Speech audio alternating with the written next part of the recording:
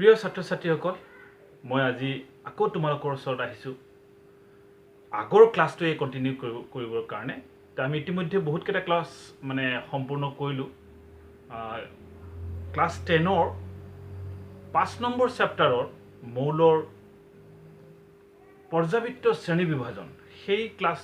সেই চেপ্টাৰটোৰ মই ইতিমধ্যে দুটামান ক্লাছ ইতিমধ্যে মই সম্পূৰ্ণ কৰিছোঁ। গতিকে সেই দুটা ক্লাছৰ পৰা আজি তৃতীয় নম্বৰ ক্লাছটো আৰম্ভ কৰিম। ক্লাছ 10ৰ মৌলৰ পৰ্যাবৃত্ত শ্ৰেণী বিভাজন, দ্য পেৰিয়ডিক ক্লাছিফিকেশ্যন অফ এলিমেণ্টছ। গতিকে যদি এই ক্লাছটো যদি ভালকৈ ইণ্টাৰেষ্টিংলি যদি মনোযোগেৰে যদি বুজিব পাৰা, মই ভাবোঁ তোমালোকৰ হায়াৰ ছেকেণ্ডেৰী লেভেলত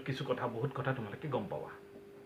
আৰু এইটো ক্লাছ ভালকৈ বুজি পাবলৈ হ'লে নিশ্চয় ইয়াৰ আগৰ দুটাও ক্লাছ তোমালোকে নিশ্চয় চাব লাগিব। আৰু আশা কৰোঁ যে তোমালোকে সেই ক্লাছ দুটা ইতিমধ্যে চাইছা আৰু বুজিও পাইছা। গতিকে মই লেকচাৰ বেছি দীঘলীয়া নকৰি মেইন পইণ্টটোলৈ আহোঁ। মেইন পইণ্টটো হৈছে যে মৌলৰ পৰ্যাবৃত্ত শ্ৰেণী বিভাজনৰ প্ৰথম ক্লাছটোত মই ব্যাখ্যা কৰিছিলোঁ যে মৌলবিলাকক শ্ৰেণী বিভাজন কৰিবলগীয়া হ'ল বিভিন্ন কাৰণত। ডবেইনাৰে এটা প্ৰচেষ্টা হাতত ল'লে আৰু ডবেইনাৰে কিছুমান ট্ৰাইড গঠন কৰিছিলে। অৱশেষত ডবেইনাৰৰ সেই ট্ৰাইডখিনি গোটেইকেইটা মৌলক সেই সময়ত আৱিষ্কাৰ হোৱা গোটেইকেইটা মৌলত সামৰি ল'ব পৰা নাই। পিছৰ পৰ্যায়ত নিউলেন্সেও সেই সময়ৰ আৱিষ্কাৰ হোৱা মৌলবিলাকক মৌলবিলাকক এটা নিৰ্দিষ্ট ধৰ্মৰ ভিত্তিত কিছুমান পাৰমাণৱিক ভৰৰ বৰ্ধিত ক্ৰমত সজাই সাৰেগামা পাধা নিচা সংগীতৰ সুৰত মৌলবিলাকক শ্ৰেণী বিভাজন কৰাৰ কাৰণে শ্ৰেণী বিভাজন কৰিছিলোঁ। এটা তালিকাও দিছিলে, কিন্তু লাষ্টত গৈ সেই তালিকাও সফল হ'ব নোৱাৰিলে। অৱশেষত আহিল আমাৰ খুব জনপ্ৰিয় বিজ্ঞানী মেণ্ডেলিভ। মেণ্ডেলিভেও তেখেতৰ নিজস্ব স্বকীয়তাৰে মেণ্ডেলিভৰ পৰ্যাবৃত্ত তালিকাখন আগবঢ়াই দিলে। কিছু পৰিমাণে সফল হ'ল, বহুত পৰিমাণে সফল হ'ল। মই হিটছ বুলিও কৈছিলোঁ সেই সময়ত, কাৰণ বহুত কিছুমান নতুন কথা তেখেতে ধাৰণা দি থৈ গৈছিলে বাৰু। কিন্তু অৱশেষত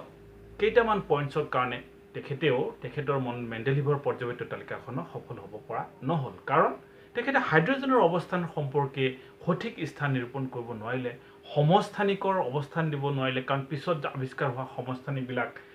সমস্থানিকবিলাকৰ অৱস্থান ক'ত দিব সেইটো লৈ অলপ খেলিমেলি হ'ল। আৰু যেনেকৈ কিছুমান ধৰ্মৰ মিল থকা মৌলবিলাকক বেলেগ বেলেগ গ্ৰুপত ৰাখিছে। কেতিয়াবা ধৰ্মৰ অমিল থকা মৌলবিলাকক কেতিয়াবা একেটা গ্ৰুপতে ৰাখিছিল। অন্যহাতেদি ধৰ্মৰ মিল থকা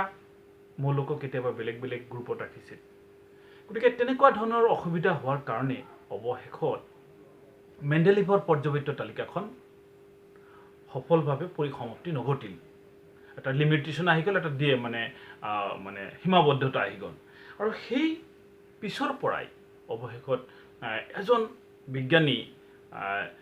হেনৰি মজলে নামৰ এজন বিজ্ঞানীয়ে বিভিন্ন ধৰণৰ গৱেষণা কৰাত তেখেতে এক্সৰেৰ ওপৰত পৰীক্ষা নিৰীক্ষা কৰাৰ সময়ত তেখেতে খুব অত্যন্ত গুৰুত্বপূৰ্ণ কথা আৱিষ্কাৰ কৰিলে। তেখেতে ক'লে যে আগৰ যিবিলাক বিজ্ঞানীয়ে যেনেধৰণৰ পৰ্যাবৃত্ত তালিকাক লৈ যিটো গতিত আগবাঢ়িছিল বা যিটো দিশত আগবাঢ়িছিলে, আগৰ বিজ্ঞানীসকলৰ ধাৰণা আছিলে যে মৌলবিলাকৰ পৰ্যাবৃত্ত যিটো ধৰ্ম সেইটো নিৰ্ভৰ কৰে মৌল এটাৰ পাৰমাণৱিক ভৰৰ ওপৰত। কিন্তু মজলেই ক'লে যে নহয়, মৌলবিলাকৰ পাৰমাণৱিক ভৰ কেৰেক্টাৰিষ্টিক্স ছিগনিফিকেঞ্চ নহয়, মৌল এটাৰ বৈশিষ্ট্যসূচক ধৰ্ম নহয়। মজলেই তেখেতৰ পৰীক্ষা নিৰীক্ষাৰ পৰা গম পালে যে মৌল এটাৰ ধৰ্ম নিৰ্ভৰ কৰে আচলতে মৌল এটাৰ পাৰমাণৱিক সংখ্যাৰ ওপৰত। ইম্পৰ্টেণ্ট কথা তেখেতে কৈ পেলালে যে মৌল এটাৰ ধৰ্ম পাৰমাণৱিক সংখ্যাৰ ওপৰতহে নিৰ্ভৰ কৰে। হোৱাট ইজ পাৰমাণৱিক সংখ্যা, হোৱাট ইজ এটমিক নাম্বাৰ, সেইটো বাৰু পিছলৈ আহি আছোঁ। কিন্তু সেই কথাটো তেখেতে আৱিষ্কাৰ কৰিলে হেনৰি মজলে সেই কথাটো আৱিষ্কাৰ কৰিলে যে মৌল এটাৰ সকলোবিলাক ৰাসায়নিক আৰু ভৌতিক ধৰ্ম নিৰ্ভৰ কৰে পাৰমাণৱিক সংখ্যাৰ বৰ্ধিত ক্ৰমত সজালে মৌলবিলাকৰ পৰ্যাবৃত্ততা আহি যায়। অৰ্থাৎ মৌলবিলাকৰ ৰাসায়নিক ধৰ্ম আৰু ভৌতিক ধৰ্ম নিৰ্ভৰ কৰে পাৰমাণৱিক সংখ্যাৰ ওপৰত। এইটো আগৰ বিজ্ঞানীসকলে সেইটো কথা কোৱা নাছিলে। আগৰ বিজ্ঞানীসকলে কৈছিলে যে মৌলবিলাকৰ ধৰ্ম নিৰ্ভৰ কৰিব বা কৰে পাৰমাণৱিক ভৰৰ ওপৰত, কিন্তু সেইটো ডিফাৰেঞ্চ আছিলে। গতিকে তাৰ পৰাই আধুনিক পৰ্যবৃত্ত তালিকাৰ যিটো সূত্ৰ বা আধুনিক পৰ্যবৃত্তৰ সূত্ৰ তেখেতে দি থৈ গ'ল আৰু সেই আধুনিক পৰ্যবৃত্তৰ সূত্ৰটো আমি লিখিব পাৰোঁ তোমালোকেও পেন বা কলম লৈ কপিত লিখিব পাৰা যে আধুনিক পৰ্যবৃত্ত সূত্ৰ আধুনিক পৰ্যবৃত্ত সূত্ৰ আধুনিক পৰ্যবৃত্ত সূত্ৰটো আচলতে কোনে আগবঢ়াইছিলে বিজ্ঞানী হেনৰি মজলে ইন 1913 তেখেতে কি আগবঢ়াইছিলে সূত্ৰটো যে মৌলসমূহৰ ভৌতিক আৰু ৰাসায়নিক ধৰ্ম সিহঁতৰ পাৰমাণৱিক সংখ্যাৰ পৰ্যায়ক্ৰমে সলনি হয় মৌলসমূহৰ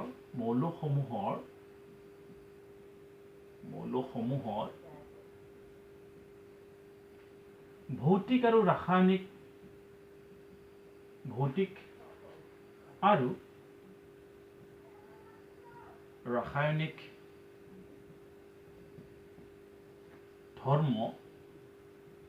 সিহঁতৰ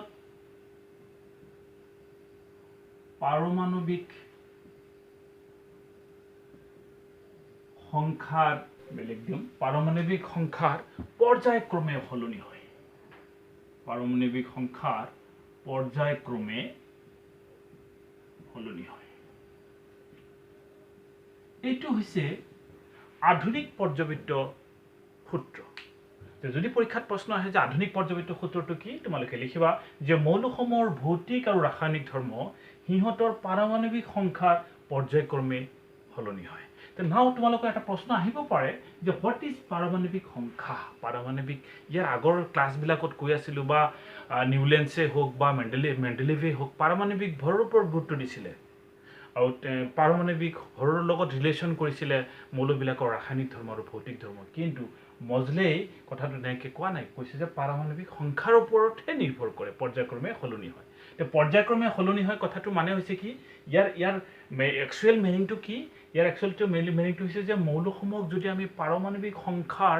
বৰ্ধিত ক্ৰমত যদি সজাওঁ তেতিয়াহ'লে দেখা যায় যে একে ধৰ্ম বিশিষ্ট মৌলসমূহ এটা নিৰ্দিষ্ট ব্যৱধানৰ পিছত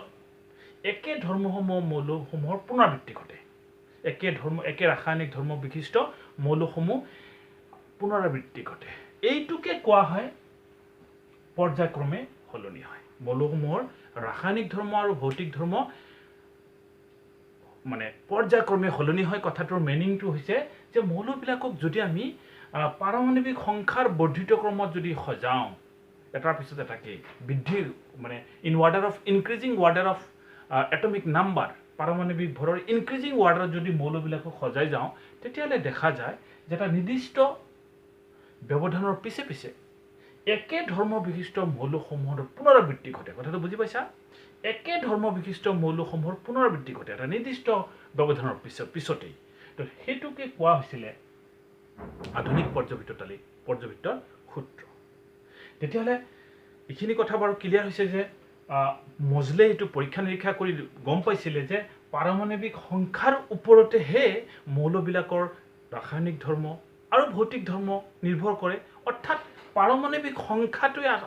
কেৰেক্টাৰিষ্টিক ফিচাৰ এটা মৌলৰ এটা মানে বৈশিষ্ট্যসূচক বস্তুটো কি পাৰমাণৱিক সংখ্যা পাৰমাণৱিক ভৰ নহয় গতিকে ইয়াতেই তোমালোকৰ মনত প্ৰশ্ন আহিব মই জানো যে হোৱাট ইজ পাৰমাণৱিক সংখ্যানো কি বস্তু ডিটেইলছ আলোচনা কৰোঁ এতিয়া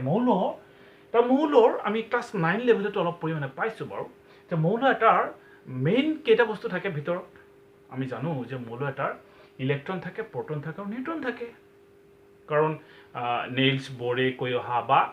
ৰাদাৰফৰ্ডৰ এক্সপেৰিমেণ্টৰ পৰা এইবিলাক কথা আমি গম পাইছোঁ যে মৌল এটাৰ মেইন মৌলিক কণা তিনিটা ইলেক্ট্ৰন প্ৰটন আৰু নিউট্ৰন এই ইলেক্ট্ৰন প্ৰটন আৰু নিউট্ৰনৰ ভিতৰত যিকোনো এটা মৌলৰ নিউক্লিয়াছত মানে কেন্দ্ৰভাগত মৌল এটাৰ গঠন কিন্তু স্ফেৰিকেল মানে গোলাকাৰ আৰু এই কেন্দ্ৰভাগত প্ৰটন থাকে আৰু নিউট্ৰন থাকে আৰু ইলেক্ট্ৰনবিলাক কিছুমান নিৰ্দিষ্ট কক্ষপথত বৃত্তাকাৰ কক্ষপথত ঘূৰি থাকে ইলেক্ট্ৰন এই যে নিউক্লিয়াছত যি দুটা বস্তু থাকে চাবা কি থাকে প্ৰটন আৰু নিউট্ৰন নিউক্লিয়াছ মানে কেন্দ্ৰীয় ভাগত মৌল এটাৰ কেন্দ্ৰীয় ভাগত প্ৰটন আৰু নিউট্ৰন থাকে সেইটোক একেলগে আমি নিউক্লিয়াছ বুলি কওঁ আৰু সেই নিউক্লিয়াছৰ চাৰিওফালে ইলেক্ট্ৰনবিলাক থাকে আৰু নিউক্লিয়াছৰ ভিতৰত থাকে প্ৰোটন আৰু নিউট্ৰন গতিকে প্ৰোটন আৰু নিউট্ৰনক কি বুলি কোৱা হয় নিউক্লিয়াছ গতিকে এই নিউক্লিয়াছত প্ৰোটন আৰু নিউট্ৰনৰ টোটেল ভৰক মুঠ ভৰ যেটো হয় তাক কোৱা হয় পাৰমাণবিক ভৰ যেটো আগৰ বিজ্ঞানীসকলে খুব মনোযোগেৰে তাৰ ওপৰত গুৰুত্ব দিছিলে পাৰমাণবিক ভৰ অৰ্থাৎ প্ৰোটন আৰু নিউট্ৰনৰ ভৰক পাৰমাণবিক ভৰ বুলি কোৱা হয় একেলগে আৰু পাৰমাণবিক সংখ্যা হৈছে অকল অনলি প্ৰোটনৰ ভৰক যিকেইটা প্ৰোটন থাকে 5টা প্ৰোটন থাকিব পাৰে কিছুমান মলৰ 6টা প্ৰোটন থাকে সো অনলি পাৰমাণবিক সংখ্যা হৈছে যে মৌল এটাৰ প্ৰোটনৰ সংখ্যা হাউ many protons are there in the nucleus of an atom is called পাৰমাণবিক সংখ্যা সো পাৰমাণবিক সংখ্যা ক্লিয়াৰ যে মৌল এটাৰ ভিতৰত যিকেইটা প্ৰোটন আছে প্ৰোটনৰ সংখ্যাকে কি বুলি কোৱা হয় পাৰমাণবিক সংখ্যা পাৰমাণবিক সংখ্যা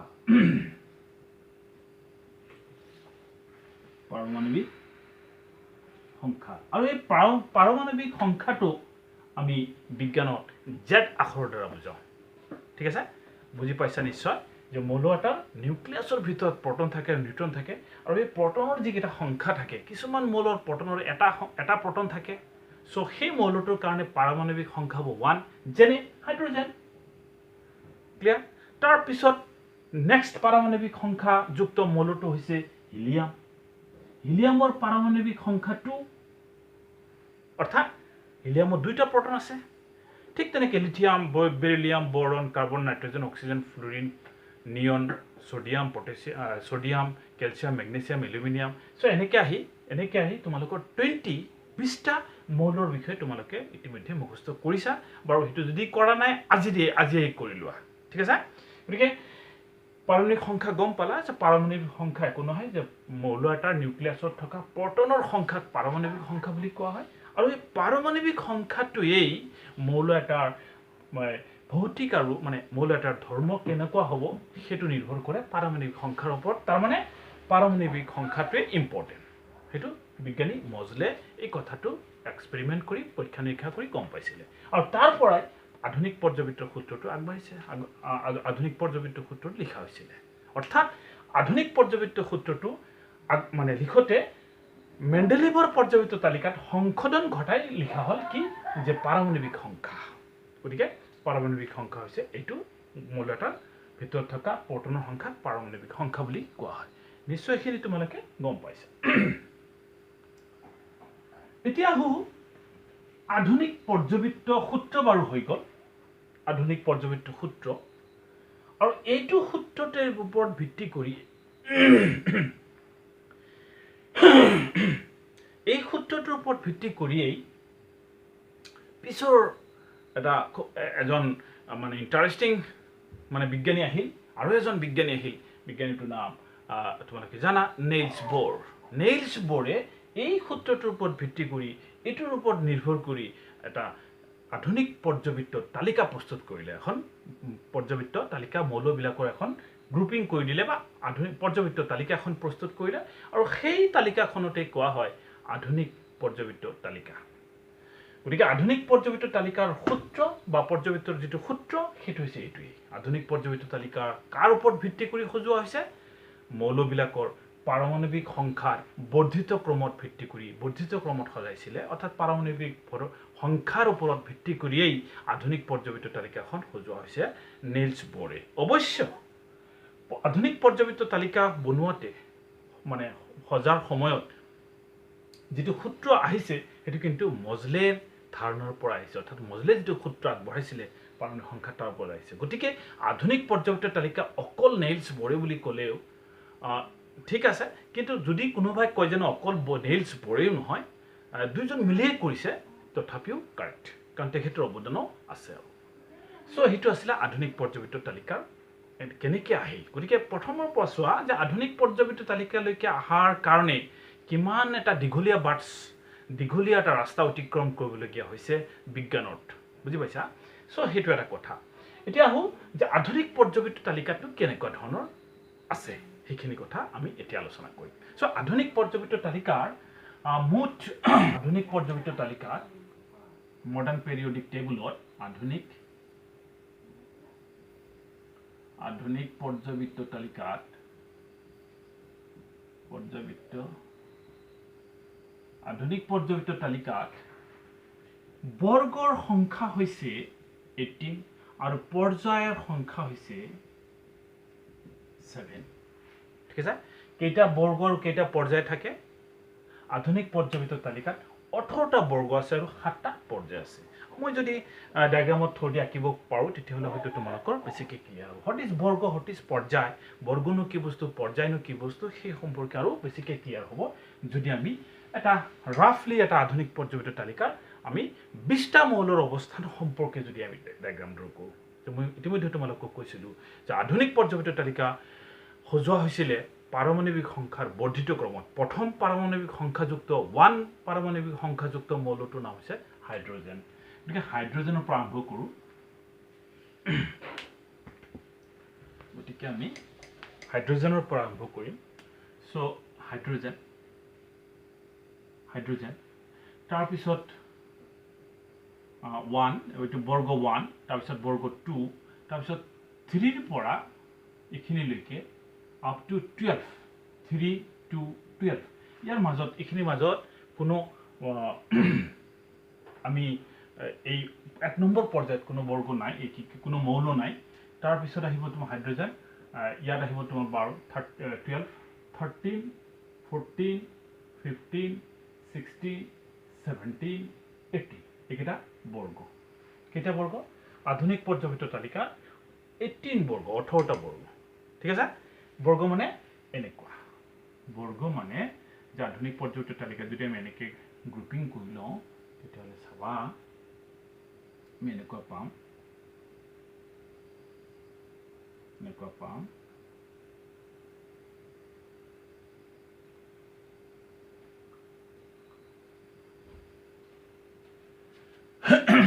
এটা 1 নম্বৰ বৰ্গ এটো 2 নম্বৰ বৰ্গ তাৰ পিছত 3 4 5 6 এনেকৈ আপ টু 12 লৈকে থকা ইয়াৰ ভিতৰত আছে বুলি ধৰি ললো 12 নম্বৰ বৰ্গলৈকে মানে 3 ৰ পৰা 12 লৈকে ইয়াৰ ভিতৰত থকা আছে বুলি আমি ধৰি ললো তাৰ পিছত 13 তাৰ পিছত 14 তাৰ পিছত 15 তাৰ পিছত 16 তাৰ পিছত 17 তাৰ পিছত 18 গতিকে টোটাল কেইটা বৰ্গ আছে 18টা আৰু এইবিলাকক পথালিকে থকা শাৰীবিলাকক কি বুলি কোৱা হয় পৰ্যায় আৰু থিয় স্তম্ভবিলাকক কি বুলি কোৱা হয় বৰ্গ গতিকে এইটো হৈছে তোমাৰ বৰ্গ এইকেইটা হৈছে বৰ্গ কেইটা বৰ্গ আছে 18 বৰ্গ আছে গতিকে বৰ্গ কাক বলে যদি পৰীক্ষাত আহি লিখিবা যে আধুনিক পৰ্যাবৃত্ত তালিকা হওক বা ইয়াৰ আগৰ মেণ্ডেলিভৰ পৰ্যাবৃত্ত তালিকাটো আমি পাইছিলোঁ যে থিয় স্তম্ভবিলাকক বৰ্গ বুলি কোৱা হয় আৰু পথালিকে থকা শাৰীবিলাকক পৰ্যায় বুলি কোৱা হয় কিন্তু আধুনিক পৰ্যাবৃত্ত তালিকাত কেইটা বৰ্গ আছে আধুনিক পৰ্যাবৃত্ত তালিকাত মুঠ 18টা বৰ্গ আছে আৰু কেইটা পৰ্যায় আছে মই ইতিমধ্যে ব্যাখ্যা কৰিছিলোঁ যে আধুনিক পৰ্যাবৃত্ত তালিকাত 7টা পৰ্যায় আছে আৰু এতিয়া আধুনিক পৰ্যাবৃত্ত তালিকাৰ কেনেকৈ সজোৱা হৈছে তাৰ এটা সামগ্ৰিক এটা গঠন আমি গোটেইখিনি আমি আলোচনা কৰিবও নালাগে আমাৰ জাষ্ট 20টা মৌলৰ অৱস্থিতি কেনেকুৱা সেই সম্পৰ্কে আমি অলপ সামগ্ৰিক এটা আইডিয়া লওঁ মই কৈছিলোঁ যে আধুনিক পৰ্যাবৃত্ত তালিকা পাৰমাণৱিক সংখ্যাৰ ওপৰত নিৰ্ভৰ কৰে প্ৰথম পাৰমাণৱিক সংখ্যাযুক্ত মৌলটো হৈছে 1 হাইড্ৰোজেনৰ 1 তাৰপিছত হিলিয়ামৰ অৱস্থান একদম ইয়াৰ পাৰমাণৱিক সংখ্যা 2 তাৰপিছত হাইড্ৰোজেন হিলিয়াম লিথিয়াম বেৰিলিয়াম ইয়াৰ মাজত এই 13 ৰ পৰা 12 ৰ মাজত 1 নম্বৰ পৰ্যায় এটো এইবিলাক পৰ্যায় 1 2 3 4 5 6 7 ঠিক আছে গতিকে এই 7 লৈকে আপ টু 7 লৈকে পৰ্যায় আছে আধুনিক পৰ্যাবৃত্ত তালিকাত 7টা পৰ্যায় আছে আৰু 18টা বৰ্গ আছে এইখিনি কথা ক'লো প্ৰথম পৰ্যায়ত ইয়াত হৈ গ'ল নহয় এটো হ'ব তোমাৰ 1 এটো হ'ব তোমাৰ 2 এটো হ'ব তোমাৰ 3 এটো হ'ব তোমাৰ 4 আচ্ছা এটো হ'ব তোমাৰ 5 এটো হ'ব তোমাৰ 6 আৰু এটা হ'ব থৈ ললো এটো হ'ব 7 ঠিক আছে বাৰু এতিয়া চোৱা আধুনিক পৰ্যাবৃত্ত তালিকাৰ প্ৰথম পৰ্যায় মানে পথালিকে থকা শাৰীবিলাকক পৰ্যায় বুলি কোৱা হয় প্ৰথম পৰ্যায়ত দুটা মৌল আছে এটা হৈছে হাইড্ৰোজেন আৰু এটা হৈছে হিলিয়াম আৰু 2 নম্বৰৰ পৰা আৰম্ভ কৰিবলৈ আপনি এইখিনিলৈকে কমপ্লিট খালি নাই তাৰপিছত আহি গ'ল 2 number lithium beryllium boron carbon nitrogen oxygen fluorine neon sodium magnesium aluminium silicon phosphorus sulphur chlorine argon potassium calcium ইয়াত আৰু বহুত কেইটা মৌল আছে ইয়াতে এইবিলাক আছে আপ টু 12 লৈকে এইখিনি আছে স্কেন্ডিয়াম টিটেনিয়াম ভিনেডিয়াম এনেকে কবাল নিকেল এইবিলাক আছে সেইবিলাক আমি আমাৰ নালাগে আমি নিলিখো তাৰ পিছত আছে এইখিনি ইয়ালৈকে কমপ্লিট এনেকে হিলিয়াম নিয়ন ইয়াত আছে তোমাৰ ক্লোৰিন ব্ৰোমিন আছে ইয়াত আৰু ইয়াত আছে হিলিয়াম নিয়ন আৰ্গন তাৰ পিছত আছে যি হওক এইবিলাক মৌল আছে গতিকে আপ টু এনেকে এইখিনিলৈকে আছে কিন্তু আমাৰ মাত্ৰ দৰকাৰ এই 1 ৰ পৰা ক্যালসিয়ামলৈকে অৰ্থাৎ হাইড্ৰোজেনৰ পৰা ক্যালসিয়ামলৈকে আমি ক্লাস 10 লেভেলত আলোচনা কৰিম বাকি এই মৌলবিলাক আমাৰ ইমান ইম্পৰ্টেন্স নহয় কিন্তু কিছুমান কথা আমি গম পাব লাগিব সেই বিষয়ে আমি আলোচনা কৰিম আজি গতিকে মূল বেসিক কথা আধুনিক পৰ্যায়বৃত্ত তালিকাৰ মূল বেসিক কথা ইতিমধ্যে যিখিনি কলো মই আকৌ ৰিপিট কৰিছো এটা হৈছে কি আধুনিক পৰ্যায়বৃত্ত তালিকাৰ মেইন সূত্ৰটো হৈছে নিৰ্ভৰ কৰে কাৰ ওপৰত পাৰমাণবিক সংখ্যাৰ ওপৰত আৰু আধুনিক পৰ্যায়বৃত্ত তালিকাৰ কেইটা বৰ্গ আছে 18টা আধুনিক পৰ্যায়বৃত্ত তালিকাৰ কেইটা পৰ্যায় আছে 7টা পৰ্যায় আছে আৰু পৰ্যায় হৈছে কি পথালিকে থকা শাৰীবিলাকক মানে পৰ্যায় বুলি কোৱা হয় আৰু থিয় স্তম্ভবিলাকক বৰ্গ বুলি কোৱা হয় আধুনিক পৰ্যায়বৃত্ত তালিকাৰ 1 নম্বৰ বৰ্গত চোৱা নম্বৰ 1 1 নম্বৰ বৰ্গত আমি যদি ইয়াত লিখো অলপ এনালাইসিস কৰো 1 নম্বৰ বৰ্গত কেইটা মৌল আছে আধুনিক পৰ্যায়বৃত্ত তালিকাৰ 1 নম্বৰ বৰ্গত আছে হাইড্ৰোজেন আৰু হিলিয়াম হিকত আছে 1 নম্বৰ পৰ্যায়ত হাইড্ৰোজেন আছে আৰু একদম লাষ্টত হিলিয়াম 18 নম্বৰ বৰ্গত আছে ঠিক আছে ওকে গতিকে 1 নম্বৰ বৰ্গত কেইটা মৌল আছে দুটা কি হাইড্ৰোজেন আৰু হিলিয়াম 2 নম্বৰ বৰ্গত কেইটা মৌল আছে সৰি 2 নম্বৰ পৰ্যায়ত lithium beryllium boron carbon nitrogen oxygen fluorine neon total 8টা মৌল আছে তাৰ অৱস্থান কেনেকুৱা প্ৰথম আছে লিথিয়াম বেৰিলিয়াম 1 নম্বৰ আৰু 2 নম্বৰ মানে বৰ্গত আৰু 13 ৰ পৰা 12 ৰ মাজত কোনো মৌল নাই দেয়াৰ ইজ কমপ্লিটলি গ্যাপ আসলতে মৌল নাই 13 নম্বৰ বৰ্গত boron carbon nitrogen oxygen fluorine neon total 8 গতিকে এটা আমি যদি lithium beryllium boron carbon nitrogen oxygen fluorine neon ঠিক তেনেকে 3 নম্বৰ পৰ্যায়ত 8টা মৌল আছে একেটা আছে sodium magnesium aluminium silicon phosphorus sulphur chlorine argon ঠিক আছে গতিকে 4 নম্বৰ পৰ্যায়ত কেইটা মৌল আছে চাবা যে আধুনিক পৰ্যায়বৃত্ত তালিকাৰ 4 নম্বৰ পৰ্যায়ত টোটাল 18টা মৌল আছে আপনি ইয়াৰ পৰা এখিনিলৈকে পটাছিয়াম ক্যালসিয়াম 18 আছে ইয়াৰ আমাৰ জনাখিনি আহিছে পটাছিয়াম ক্যালসিয়াম স্কেন্ডিয়াম টিটেনিয়াম ভিনেডিয়াম এনেকে আহি টোটাল কেইটা আছে 18 বাকি কেইটা আমাক নালাগে ঠিক আছে পিছৰ হায়াৰ ষ্টাডি যেতিয়া হায়াৰ সেকেন্ডাৰী যাব তেতিয়া সেইবিলাক লাগিব বাৰু এতিয়া আমি সেইবিলাক আলোচনা নকৰো তাৰ পিছত 5 নম্বৰ এখিনি 4 নম্বৰ পৰ্যায়লৈকে হৈ গল গতিকে 1 নম্বৰ পৰ্যায় 2টা হাইড্ৰোজেন হিলিয়াম 2 নম্বৰ পৰ্যায় 8টা 3 নম্বৰ পৰ্যায় 8টা 4 নম্বৰ পৰ্যায় 18টা 5 নম্বৰ পৰ্যায়ত কেইটা মৌল আছে 5 নম্বৰ পৰ্যায়ত থকা মৌলৰ সংখ্যা হৈছে মই ইয়াত লিখিছো 5 নম্বৰ পৰ্যায়ত থকা মৌলৰ সংখ্যা হৈছে টোটাল 18 কেইটা আছে 18 তাৰ পিছত 6 নম্বৰ পৰ্যায়ত নম্বৰ 6 নম্বৰ পৰ্যায়ত থকা মৌলৰ সংখ্যা হৈছে টোটাল মৌল হৈছে 32 ইয়াত এটা ইন্টাৰেষ্টিং কথা আছে ঠিক আছে এইখিনি কথা ইয়াত আলোচনা কৰিব লাগিব এই যে 6 নম্বৰ পৰ্যায়ত 32টা মৌল আছে 32টা এটো কেনেকৈ থাকিল চাবা 6 নম্বৰ পৰ্যায়ত 3 নম্বৰ বৰ্গ এটো এটা ইয়াত এটা বৰ্গ আছে নম্বৰ 3 এই 3 নম্বৰ বৰ্গ ইয়াত এটা মৌল আহে ইয়াত লন্থানাম La তাৰ পাৰমাণবিক সংখ্যা হৈছে 57 পাৰমাণবিক সংখ্যা 50 গতিকে আধুনিক পৰ্যায়বৃত্ত তালিকাৰ 3 নম্বৰ বৰ্গৰ 6 নম্বৰ পৰ্যায়ৰ যেটো মৌল লান্থানাম তাৰ পাৰমাণবিক সংখ্যা হৈছে 57 আৰু ইয়াৰ পিছত লান্থানামৰ পিছত একেৰাহে 14টা মৌল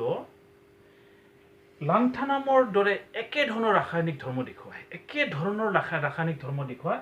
ইয়াৰ পিছত 14টা মৌল অৰ্থাৎ 58 নম্বৰ 58 পাৰমাণবিক সংখ্যাযুক্ত মৌল পৰা 58ৰ পাৰমাণবিক সংখ্যাযুক্ত মৌলৰ পৰা আৰম্ভ কৰি 71 লৈকে পাৰমাণবিক সংখ্যাযুক্ত মৌল ইয়াৰ ভিতৰত টোটেল 14টা মৌল একে ধৰণৰ ৰাসায়নিক ধৰ্ম দেখুৱা কাৰ নিচিনাকে লান্থানামৰ নিচিনাকে আৰু সেই কাৰণে গোটেইকেইটা মৌল 3 নম্বৰ বৰ্গত স্থান দিবলগীয়া হৈছিল কাৰণে এই যদি আমি এই গোটেইকেইটা মৌলক 3 নম্বৰ বৰ্গত যদি স্থান দিবলগীয়া হয় গতিকে আধুনিক পৰ্যায়ৰ তালিকাখন অলপ দীঘল হৈ যায় এক্সপানশন হৈ যায় গতিকে সেই এক্সপানশনখিনি সেই দীঘলখিনিৰ পৰা হাত সাৰাৰ কাৰণে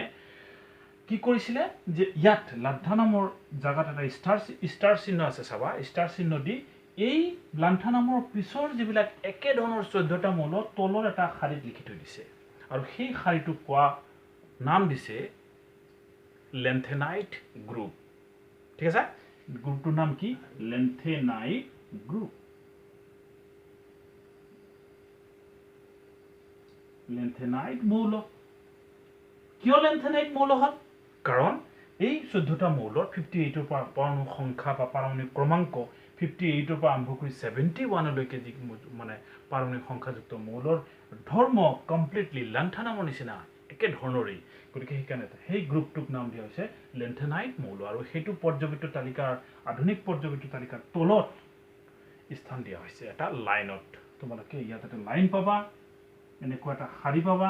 এই শাৰীত 14টা মৌল সিৰিয়ালি লিখা আছে গতিকে চাবা হিচাপ কৰি যদি চাওঁ 6 নম্বৰ পৰ্যায়ত কেইটা মৌল আছে টোটেল ইয়াত বৰ্গ আছে 18টা বৰ্গ আছে বাৰু সেই 18টা বৰ্গতে 18টা মৌল আছে কেনেকৈ আছে কাৰণ 18টা বৰ্গ আছে আৰু 71ৰ পিছত যেটো পাৰমাণবিক সংখ্যাযুক্ত মৌল 72 4 নম্বৰ বৰ্গত আহি যায় ইয়াত 72 73 74 75 76 76 এনেকৈ আহি কমপ্লিট হৈ যায় সো অটোমেটিক্যালি 6 নম্বৰ পৰ্যায়ত থকা মৌলৰ সংখ্যা ইয়াত 18 plus 14 it will be 18 plus 6 পৰ্যায়ত থকা মৌলৰ সংখ্যা হৈছে 18 নম্বৰ বৰ্গত 18টা লগতে তলত আছে 14টা so it will be 32 clear হৈছে বুজি পাইছা আৰু এটো কিয় ইয়াত ৰখা হোৱা নাই হেতু কাৰণ হয়তো তোমালোকে বুজি পাইছা কিয় ৰখা হোৱা নাই মই কৈছিলো যে ইয়াত যদি গোটেই কেইটা মৌল 3 নম্বৰ 6 নম্বৰ পৰ্যায়ৰ 3 নম্বৰ বৰ্গতে ৰাখিবলগীয়া হয় তেতিয়াহলে আধুনিক পৰ্যায়ৰ তালিকাখন খুব দীঘল হৈ যাব গতিকে সেই দীঘল হোৱাৰ পৰা বাচিবলৈ তলত এটা বেলেগকে শাৰী দি পেলাই তাৰ মানে কি বুজা আছে যে সেই লান্থানাম লেন্থেনাইটৰ গোটেই কেইটা 14টা মৌল 3 নম্বৰ বৰ্গতেই আছে 6 নম্বৰ পৰ্যায়ৰ 3 নম্বৰ বৰ্গতেই আছে গতিকে এইকেইটা মৌল আসলতে 3 নম্বৰ বৰ্গৰ 3 নম্বৰ আৰু 6 নম্বৰ পৰ্যায় গতিকে 6 নম্বৰ পৰ্যায়ত মোট 32 মৌল আছে এবাৰ 7 নম্বৰ পৰ্যায়ৰ কথা 7 নম্বৰ পৰ্যায়ত কেইটা মৌল আছে 7 নম্বৰ পৰ্যায়টো ঠিক সিমিলাৰ একে ধৰণৰ ঘটনা সংঘটিত হয় যে ইয়াত এটা মৌল নাম আছে হেতু কোৱা হয় এক্টিনিয়াম তাৰ সিৰিয়াল নাম্বাৰ 89 পাৰমাণবিক সংখ্যাযুক্ত মৌল এক্টিনিয়াম ইয়াৰ পিছত এক্টিনিয়ামৰ পিছত একে ধৰণৰ এক্টিনিয়ামৰ নিচিনাই ধৰ্ম দেখুৱা টোটেল 14টা মৌল একে ধৰণৰ পোৱা যায় ইয়াৰ পৰা থৰিয়ামৰ পৰা ষ্টাৰ্ট কৰি যাৰ পাৰমাণবিক সংখ্যা 90 আকৌ 14টা মৌল একে ধৰণৰে 103 লৈকে 14টা মৌল একে ধৰণৰ কাৰ একে ধৰণৰ এক্টিনিয়ামৰ নিচিনাই ৰবা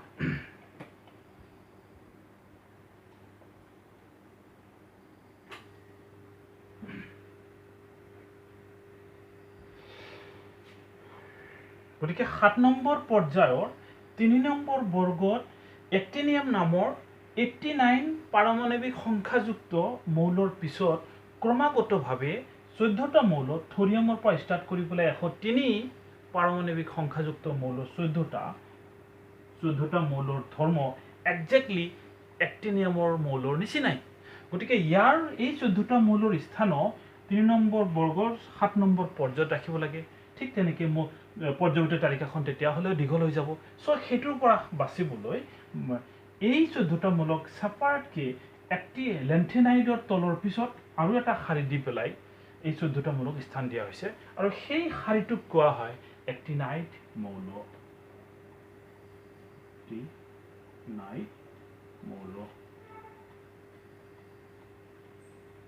নিশ্চয় বুজি পাইছা এইটো আছিলে 89ৰ পিছত ধৰিয়াম 90ৰ পৰা আৰম্ভ কৰি 103 লৈকে নেক্সট 104 আকৌ 4 নম্বৰ বৰ্গত আহি যায় 105 106 107 এনেকৈ কমপ্লিট হৈ যায় কিন্তু আৰু এটা ইনফৰমেশ্যন ইয়াত জানিবলগীয়া আছে সেইটো হৈছে পৰ্যায়বৃত্ত তালিকাৰ 7 নম্বৰ পৰ্যায়টো এতিয়ালৈকে ইনকমপ্লিট হৈ আছে অসম্পূৰ্ণ পৰ্যায় ইয়াত তাৰমানে আৰু মৌল সোমাবলৈ ভৱিষ্যতে আৱিষ্কাৰ যদি হ'বলগীয়া হয় আৰু মৌল আছে কিন্তু বৰ্তমানলৈকে আমি যিখিনি পাইছোঁ বৰ্তমানলৈকে 14টা মৌল এই আধুনিক পৰ্যায়বৃত্ত তালিকাত আছে আৰু সেই মতে হিচাপ কৰিলে 7 নম্বৰ পৰ্যায়ত মুঠ মৌলৰ সংখ্যা বৰ্তমানত ইট ইজ নট মানে পিছলৈ চেঞ্জ হ'ব পাৰে কিন্তু বৰ্তমানলৈকে ইয়াত আছে মৌলৰ সংখ্যা 28 কাৰণ ইয়াত 14টা আছে আৰু ইয়াতো তোমালোকে হিচাপ কৰি চাবা তোমালোকৰ বুকছত 14টা মৌল আছে so 14 + 14 it will be 28 so 7 number বৰ্গত 28টা মৌল আছে গতিকে যদি আমি চাব যাওঁ যে কোনটো পৰ্যায়ত কেইটা মৌল আছে সেইটো যদি আমি চাব যাওঁ অলপ মেমৰাইজ কৰাৰ কাৰণে মুখস্থ কৰাৰ কাৰণে যদি চাব যাওঁ তেতিয়াহ'লে আমি পাম যে প্ৰথম পৰ্যায়ত দুটা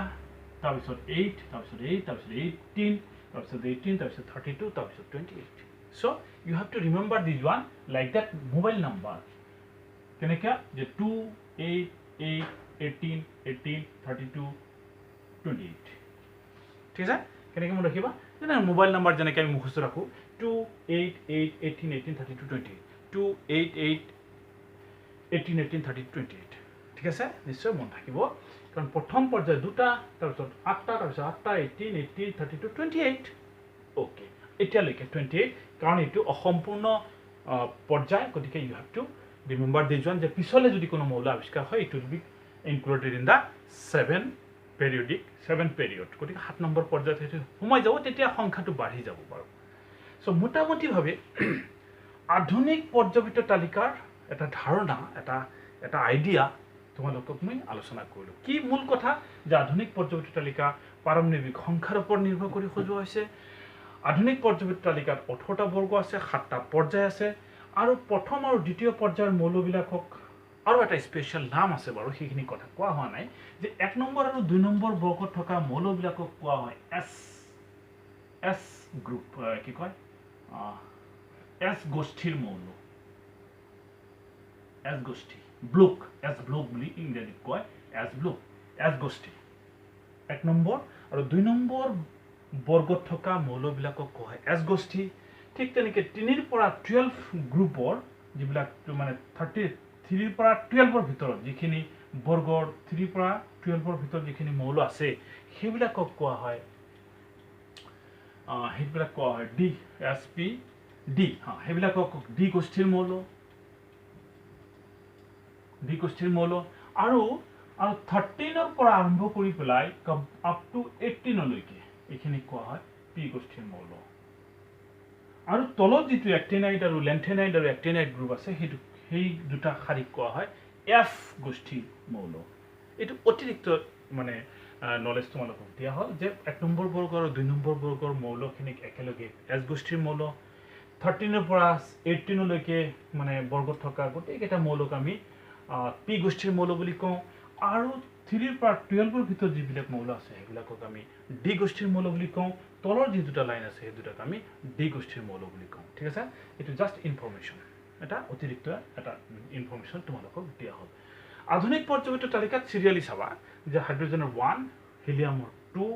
লিথিয়ামৰ 3 বেৰিলিয়ামৰ 4 তাৰমানে এইবিলাক কি পাৰমাণৱিক সংখ্যা তাৰমানে প্ৰটনৰ সংখ্যা আৰু এটা কথা ইম্পৰ্টেণ্ট কোনো এটা মৌলৰ যিকেইটা পাৰমাণৱিক সংখ্যা মানে যিকেইটা প্ৰটনৰ সংখ্যা থাকে সেইকেইটাই কিন্তু ইলেক্ট্ৰন থাকে যদি মানে অনাহিত হয় বা কোনো মানে ইলেক্ট্ৰন যদি ট্ৰান্সফাৰ নহয় তেনেকুৱা অৱস্থাত সাম্য অৱস্থাত আধুনিক পৰ্যবেক্ষিত তালিকা বুলি কথা নাই যে যিকোনো মৌলৰেই যিকেইটা প্ৰটন থাকে সেইকেইটাই কিন্তু ইলেক্ট্ৰন থাকে কাৰণ এই কথাটো আমাক পিছত লাগিব কাৰণ ইলেক্ট্ৰনীয় কনফিগাৰেশ্যন যেতিয়া মৌল এটাৰ ইলেক্ট্ৰনীয় সজ্জা যেতিয়া আমি অংকন কৰিম বা আঁকিম বা জানিম তেতিয়া কিন্তু ইলেক্ট্ৰনৰ সংখ্যা কিমান সেইটো আমাক লাগিব গতিকে কোনো এটা মৌলৰ কেইটা ইলেক্ট্ৰন হ'ব সেইটো কাৰ সমান মনত ৰাখিবা সেইটো হৈছে তোমাৰ নাম্বাৰ অফ প্ৰটন মানে প্ৰটনৰ সংখ্যাৰ সমান তো প্ৰটনৰ সংখ্যাক যেহেতু পাৰমাণৱিক সংখ্যা বুলি কোৱা হয় গতিকে কোনো এটা মৌলৰ পাৰমাণৱিক সংখ্যা যিমান সেইকেইটাই ইলেক্ট্ৰন থাকে গতিকে সিৰিয়ালি যদি আমি মুখস্থ কৰোঁ hydrogen helium lithium beryllium boron carbon nitrogen oxygen fluorine neon sodium magnesium aluminium silicon phosphorus sulphur chlorine argon potassium calcium up to 20 লৈকে যদি আমি মুখস্থ ৰাখিব পাৰোঁ আমাৰ কাম হৈ যাব ঠিক আছে গতিকে ইউ হ্যাভ টু ৰিমেম্বাৰ এইটো তোমালোকৰ মুখস্থ কৰিব লাগিব তেতিয়া হ'লেহে আমি পিছৰ পৰ্যায়লৈ আগবাঢ়িব পাৰিম গতিকে এইটো আছিলে আধুনিক পৰ্যবেক্ষিত তালিকা এটা ইনফৰমেশ্যন এটা ৰাফলি চিনাকি কৰাই দিলোঁ